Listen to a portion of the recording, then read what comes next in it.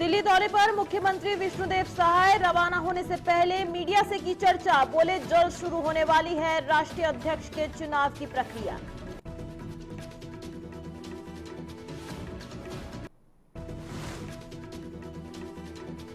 दुर्ग में साहू समाज का भव्य कार्यक्रम और सम्मान समारोह। उप मुख्यमंत्री अरुण साव और शिक्षा मंत्री गजेंद्र यादव मुख्य अतिथि के रूप में हुए उपस्थित।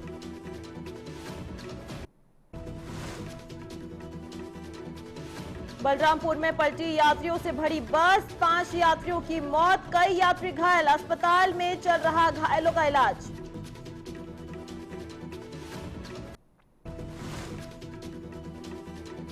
जांजगीर चांपा में चावल और धान के अवैध परिवहन पर बड़ी कार्रवाई। 580 बोरा चावल और लाखों की धान जब्त। ट्रक और मिलों पर भी हुई छापेमारी।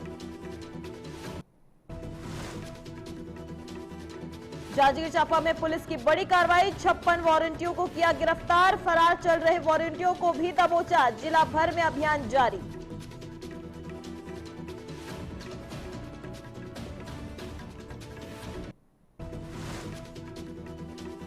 नमस्कार, आप देख रहे हैं न्यूज टीवी इंडिया और मैं आपके साथ श्रेयोशी। खबरों की शुरुआत करते हैं छत्तीसगढ़ की खबरों के साथ, जहां मुख्यमंत्री विष्णुदेव सहाय राष्ट्रीय अध्यक्ष चुनाव प्रक्रिया के लिए आज दिल्ली रवाना हुए। रवाना होने से पहले मीडिया से चर्चा में उन्होंने बताया कि राष्ट्रीय अध्यक्ष के चुनाव की प्रक्रिया जल्द ही शुरू होने वाली है।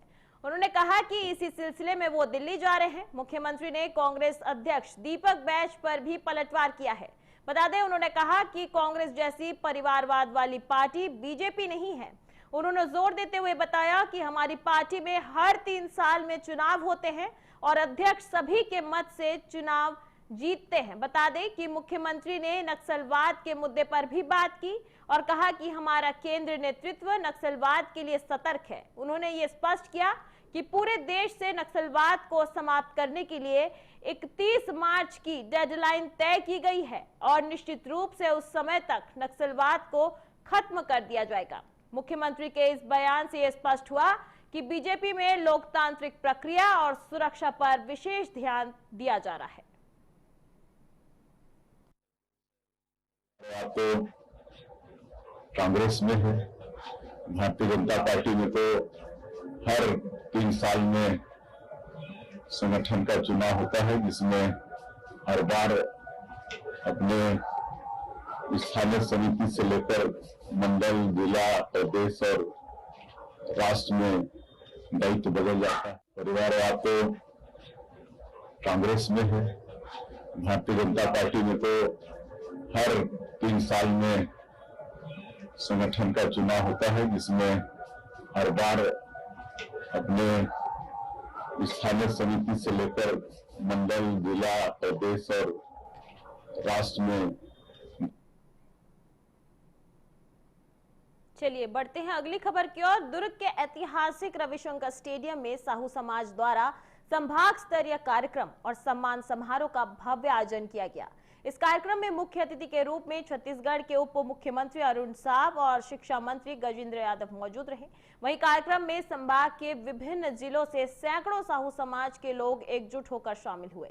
बता दें, यह आयोजन विशेष रूप से जननेता स्वर्गीय ताराचंद साहू की स्मृति को समर्पित था। वहीं मुख्यमंत्री अरुण साव ने उन्हें श्रद्धांजलि दी और उनके समाज सेवा और राजनीति में योगदान पर भी प्रकाश डाला। उन्होंने बताया कि ताराचंद साहू जी गुंडरदेही के 2 बार विधायक और दुर्ग लोकसभा सीट से 4 बार सांसद रहे और बीजेपी छत्तीसगढ़ के पहले प्रदेश अध्यक्ष भी रहे। इस दौरान उप मुख्यमंत्री ने बड़ी घोषणा की कि दुर्ग में ताराचंद साहू की स्मृति में उनकी प्रतिमा स्थापित की जाएगी। साथ ही उन्होंने प्रदेश के नगरीय विकास पर भी चर्चा की और बताया कि विकास कार्य युद्ध स्तर पर जारी है।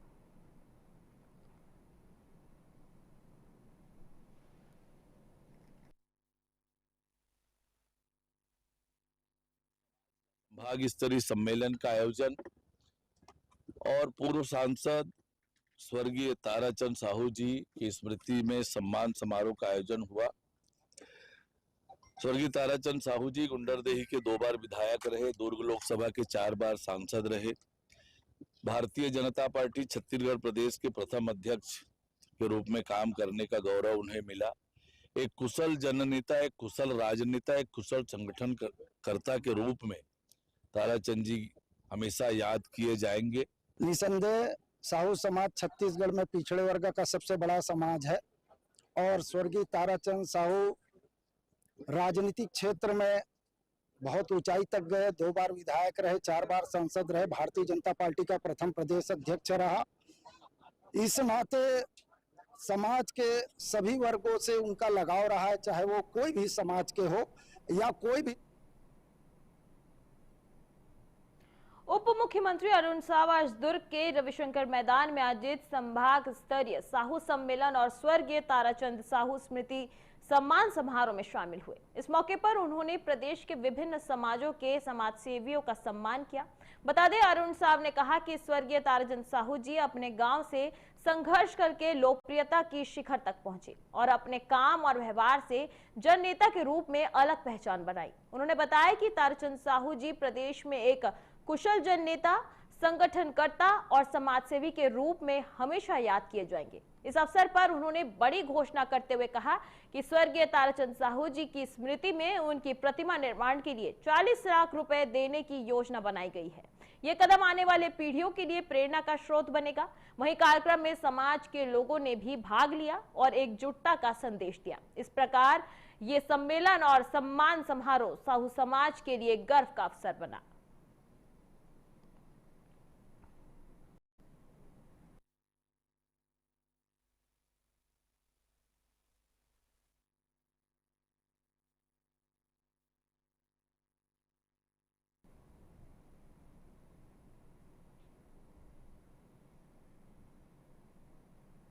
चलिए रुक करते हैं अगली खबर की ओर। बलरामपुर से एक दुखद खबर सामने आई है। बता दें, छत्तीसगढ़ झारखंड सीमा के पास समरी ओरसा पाट मार्ग पर ओरसा घाटी में एक यात्री बस अनियंत्रित होकर पलट गई।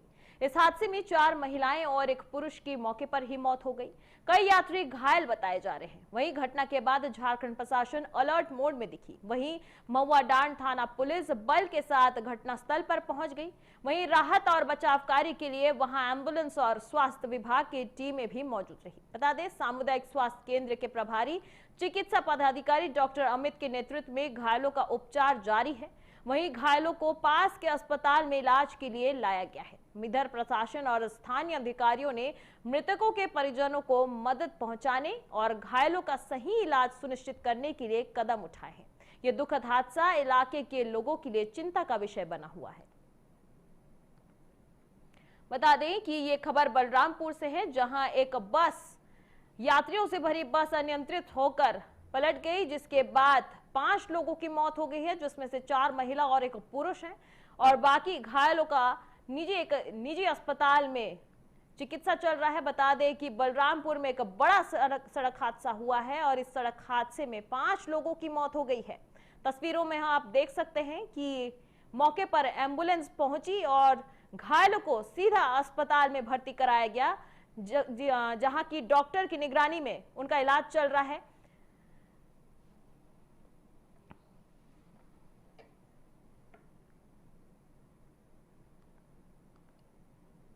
चलिए अब खबर है जांजगीर चांपा से, जहां चावल के अवैध परिवहन की सूचना पर कलेक्टर जन्मदेव मोहबे के निर्देश पर राजस्व और खाद्य विभाग की संयुक्त टीम ने छापेमारी कार्रवाई की। बता दें, 17 जनवरी को नवागढ़ के राछा चौक में ट्रक को रोका गया, जिसमें 580 बोरा चावल था। कुल वजन 290 क्विंटल और अनुमानित मूल्य 8 लाख रुपए थे। चालक कोई वैध दस्तावेज पेश नहीं कर सका, जिसके बाद ट्रक और चावल को जब्त कर थाना नवागढ़ की हिरासत में रखा गया है। बता दें, सेमरा स्थित विष्णु एग्रो मिलिंग इंडस्ट्रीज में जांच के दौरान 92,607 बोरा धान जब्त किया गया है, जिसका मूल्य लगभग 8 करोड़ रुपए है। तो वहीं केरा स्थित स्वास्तिक राइस मिल में भी जांच की गई है, जहां 278 क्विंटल धान कम पाया गया है। कुल 62,350 बोरा धान और 50 क्विंटल चावल जब्त किया गया है। सभी मामलों में आवश्यक वस्तु अधिनियम के तहत कार्रवाई की जा रही है। वहीं कलेक्टर मोहबे ने स्पष्ट कहा है कि धान की खरीदी, भंडारण और परिवहन में किसी भी गड़बड़ी को बर्दाश्त नहीं किया जाएगा। वहीं जिले में उड़नदस्ता टीम लगातार छापेमारी कर रही है।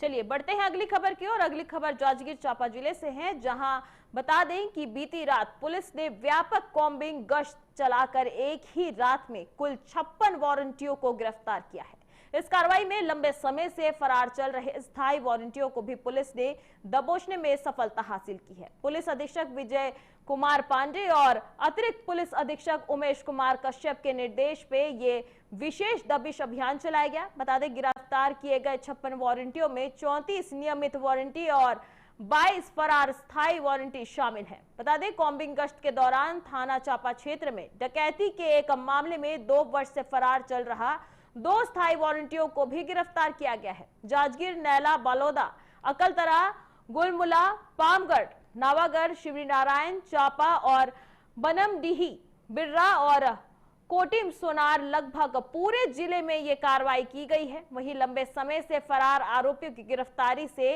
अपराधियों में हड़कंप मच गया है। बता दें जांजगीर चांपा पुलिस ने साफ कहा कि जिले में शांति और कानून व्यवस्था बनाए रखने के लिए ऐसे अभियान आगे भी लगातार जारी रहेंगे।